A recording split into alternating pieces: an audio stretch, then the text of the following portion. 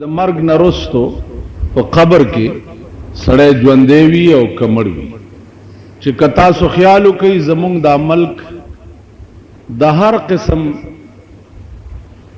فتنو مرکز دی. یو فتنه پکې اوس بلا برپا کېدو والا ده چې ای په دین ختی دي چې د قبر عذاب نشتا او په قبر کې ژوند نشتا. نو ما دا خبرم تاسو ته عرض کړې وه چې دا خبرې به په دې ملک کې اچا نه وی کړې، او که د دې ملک قانون صحیح وی، قانون صحیح وی او په مذهبي بغاوت باندې سزا ورکړې کېده، بیا به یې چا نه وی.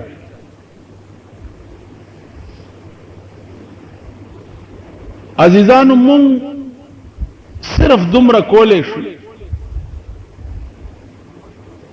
چې د مرګ نه وروسته ژوند باندې قرآن او حدیث کم دلائل ویلی دي هغه د علماو فرض دي چې د قوم ته ووایي. که تاسو خیال وکئ د مرګ نه وروسته ژوند نشته، دا کمیونسٹ دنیا چې کومه ده دا د هغې عقاید دي.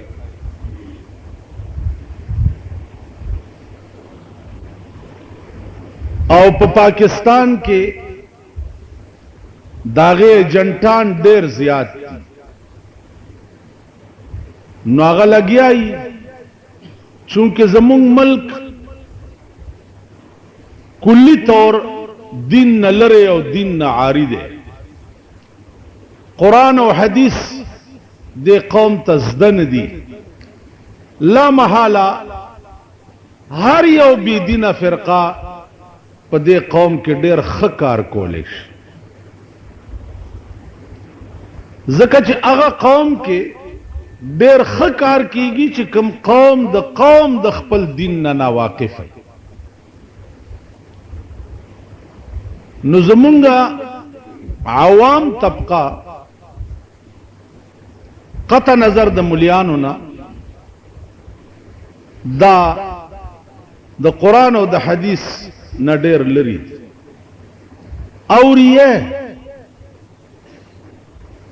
ورزی ورته ناستی، لیکن اوریدی صرف داغه وخت وی بیا ګنټه پسې په دماغ کې هیڅ شی نه وي ناست، پوی پې نه وي چې دا ما څه اورېدلي وي یا د څه و.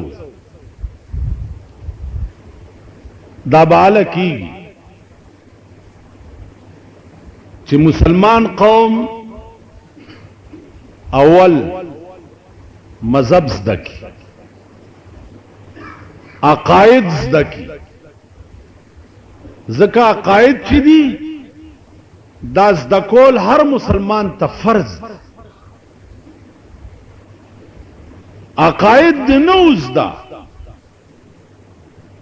بنیاد د یو شي نه وي، پاس پې چې ته دیوال ووهې نتیجه دا چې سردلان دې به راوغورځېږي.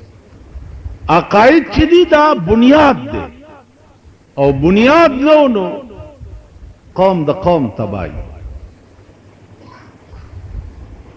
عزیزانو د قبر عذاب یا د قبر ژوند دې دپاره بل څه دلیل کېدی شي سوا د قرآن نه او سوا د حدیث د جناب محمد رسول الله نه؟ بل څه دلیل کېدی شي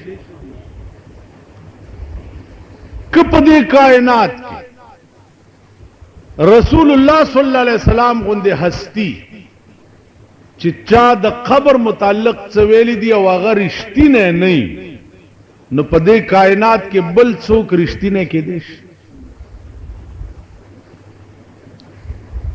که د پیغمبر فرامین اگر رښتیا نه نو په دې کائنات کې بل څوک رښتیا کېدی شي؟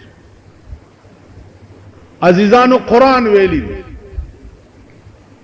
کافرو بدا پراپیګنډا وکړه چې تاسو رسول الله صلی الله علیه وسلم سره مرګري یې لاړې غرق شوي زندگی مم تباہ شوا او نور بم درته څه نه ملاوي. قرآن داغه جواب وکړ چې ولا تقولوا لمن يقتل في سبيل الله اموات.